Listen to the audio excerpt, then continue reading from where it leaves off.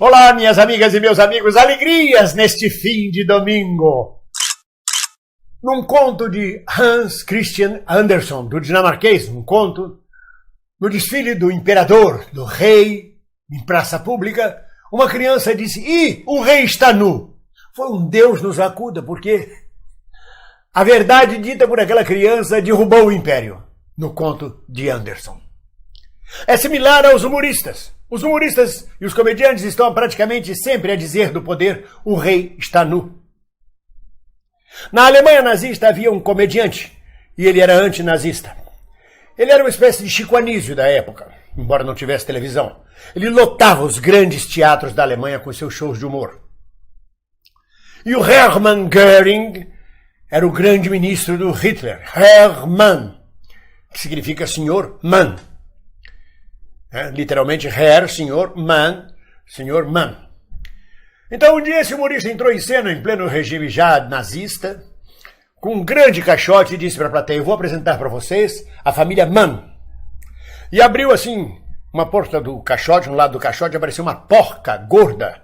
Ele falou: "Esta é a Fraulein Mann, a senhora Mann, a Fraulein Mann." Virou o caixote, abriu outra portinha e apareceu uma porquinha. Ele disse: "Esta é a Totchmann, a Totchmann, ou seja, a filha Mann." E virou e abriu outra porta e apareceu um porco gordo. Ele falou: "E este é o Hermann." Foi preso, passou um tempo na cadeia, voltou, teatro lotado esperando por ele. Voltou, abriu um caixote no palco. Voltou, colocou um grande caixote no palco e disse: "Vou apresentar para vocês a família Mann." Abriu a porta, apareceu uma porca gorda.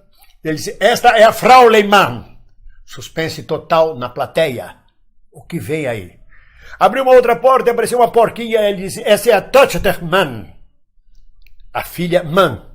E agora? Disse o público. Abriu a terceira porta do caixote e apareceu aquele porco gordo. E ele falou: "E por causa desse porco aí é que eu fui preso." Sumiram com ele, desapareceram com ele. Agora é Gustavo Mendes, o nosso humorista, o nosso comediante, que vem denunciar a intimidação que ele sofreu em Teófilo Otoni. Onde fica Teófilo Otoni? Para começar, assim como o Bozo pergunta quem é Alexandre Frota, a gente diz: onde fica Teófilo Otoni? Eu sou mineiro. Teófilo Otoni fica na porta do Vale do Jequitinhonha. Teófilo Otoni é habitada, entre outros moradores, servidores municipais, pequenos comerciantes, por bons representantes de latifúndios locais. Latifúndio, na maioria das vezes, como todo latifúndio, improdutivo, sobretudo numa terra seca. É uma cidade provinciana do interior. Mas o nosso Gustavo Mendes foi para lá fazer um show de humor, um stand-up. E parte da plateia intimidou. Não gostou das piadas que ele fez com o presidente Bolsonaro e impediu praticamente ele de continuar o show. Gustavo está revoltadíssimo e, com razão, denunciando a repressão, a intimidação. Entretanto, eu digo a vocês uma coisa. Quando o humor chega a ser uma ameaça ao sistema, quando o humor chega a ser uma ameaça ao governante ou àqueles que estão no poder, meu Deus, é porque o sistema, o governante e o poder está muito fragilizado. Quando um humorista com uma palavra consegue derrubar toda uma estrutura de comunicação, de propaganda, de discursos, de falas, de eleitores, é porque está, perdoe a palavra, uma merda. E é justamente o que demonstraram intimidando o Gustavo Mendes. A ele toda a minha solidariedade. Não podemos esquecer as prisões que foram feitas com os redatores do jornal O Pasquim na época da ditadura. E as intimidações e ameaças que sofreram Jô Soares, Chico Anísio, a censura em cima dos programas de humor, da televisão, do teatro. Porque o humor é ferino.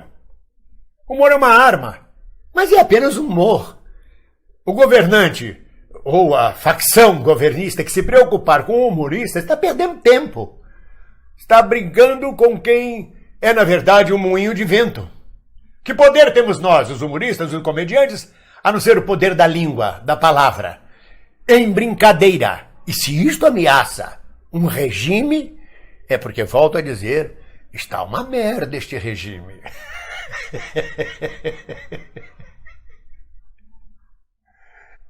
Teófilo Otoni é esta cidade. É muito fácil numa cidade composta em boa parte por uma elite oligárquica rural reunir 20, 30, 40 pessoas e irem juntos ao teatro ameaçar um humorista que está completando o seu ofício. O seu ofício é criticar, é brincar com o estabelecido. Mas o Gustavo Mendes defende e denuncia todas as outras questões de intimidação, de censura que estão sendo feitas contra os artistas, até mesmo contra a Miriam Leitão, que foi impedida de se apresentar, de fazer sua palestra em Santa Catarina, no Festival de Livros. É uma coisa que vem se sucedendo no país, acontecendo no país. O jornal português, o Diário de Notícias, eu tenho lido muitos jornais de Portugal, porque se você quiser saber notícia do Brasil e o que se passa no Brasil, é melhor ler os jornais de Portugal do que os jornais do Brasil. O Diário de Notícias de hoje diz que os bolsonaristas estão diminuindo de tamanho, mas se tornando, em contrário, mais agressivos. E está aí a prova em cima do Gustavo Mendes. Você não vê em nenhum órgão da imprensa burguesa do Brasil esta pesquisa de que os bolsonaristas estão diminuindo de tamanho, de número, mas se tornando cada vez mais agressivos. Isto é abafado. A Casa Grande não pode falar que tem juventude rebelde, juventude transviada, é o termo, no seu seio.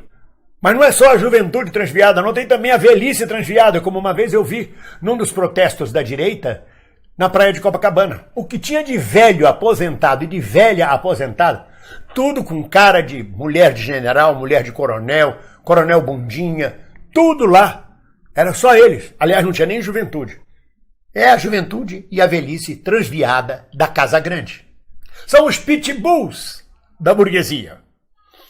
Os cães que caçavam os escravos nos séculos passados e que agora são soltos na orla de Copacabana, na Avenida Paulista, em vários lugares. E, sobretudo, numa casa de espetáculos em Teófilo Otoni. Não pode nem chamar de casa de espetáculos, porque isso Teófilo Otoni não tem. O mínimo que se espera é que as forças democráticas e progressistas de Teófilo Otoni façam um desagravo a Gustavo Mendes, antes que a cidade fique amaldiçoada no fazer a arte, sobretudo a arte do humor. Um abraço para vocês e uma boa semana.